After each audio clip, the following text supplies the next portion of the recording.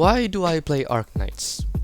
Well, I was wondering that myself. After a bit of self-reflection, I realized that it's not simply because I want the waifus or the husbandos. Although they are a nice addition to the game, it's not the main thing that made me interested in the game. With that being said, there are 4 things that made me not only started Arknights, but also made me stay in the game for over a year. Before I explain what those 4 things are, I wanna tell you a story of how I even encountered Arknights in the first place.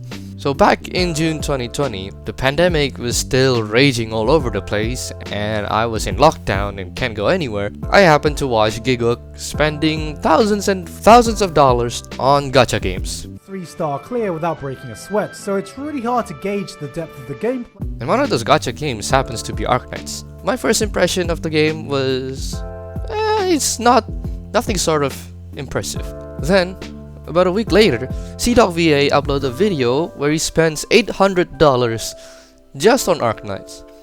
And not only that, he promoted the game so well that I immediately go to Play Store and hit that install button after watching the video.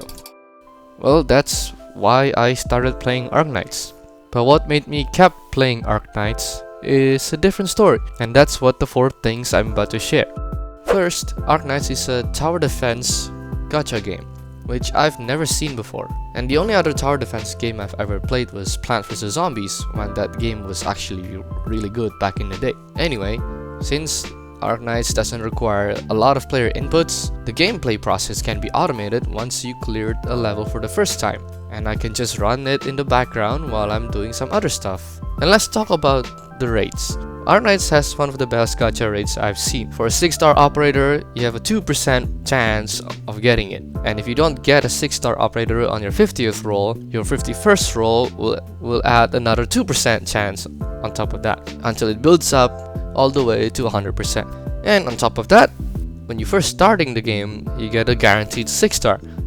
I want to prove this point further by showing you how many 6 stars I have obtained for over a year, but that's not really a reliable metric because I skipped so many banners, and in order to prove that Arknights has such good rates, I have to roll on every single banner to see how many 6 stars I can get. Despite that though, you still can clear the levels with just 3 stars or 4 stars, because sometimes those operators are equally as good or sometimes even better than those of 5 and 6 stars.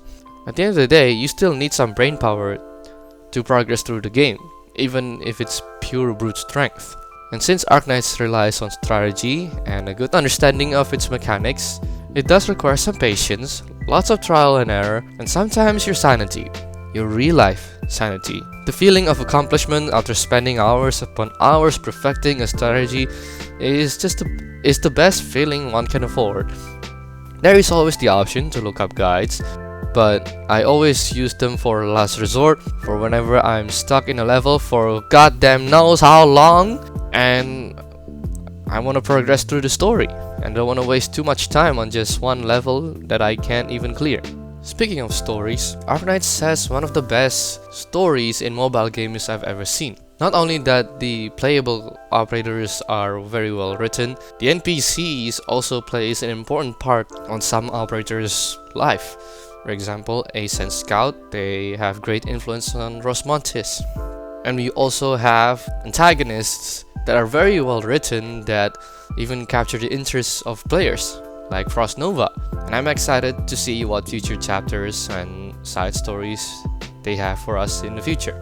So far, my favorite stories were the Knights of Kazimierz, as well as Originium Dust. And I made a video about Originium Dust, which you should check out afterwards.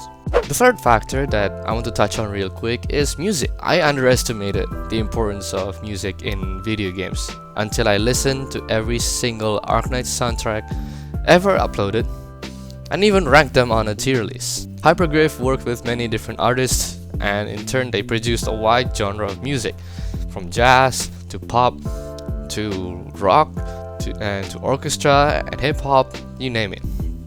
And thanks to this, I happened to found my favorite band. who also made a soundtrack for Arknights, and they were known as Starset, and their songs are just top bangers.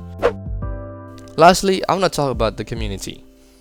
This will be hard to explain because I don't spend much time digging around the Arknights community and actively searching for what is happening, but from what I've observed on the surface, overall the community is pretty chill. You can find talented artists, content creators, sometimes writers, or people who just love to write lores and post it on Reddit. And throughout the months that I've been playing Arknights, I was able to get to know some great content creators, the likes of Kiostin, Polarisu, Kaiser, Cesith, and many more. And if you want to get more involved in the community, there's this channel called the Harmasis, where it's basically an Arknights D&D. And if you're into that, you might want to check them out and join their Discord. Anyway, I'm gonna stop my rambling from now. If you happen to watch this video and have not tried Arknights yet, I suggest you try it for like a week, because there's a lot of interesting events coming up in the future. Thanks for watching. If you enjoyed this video, please hit the like button, and I'll see you next time.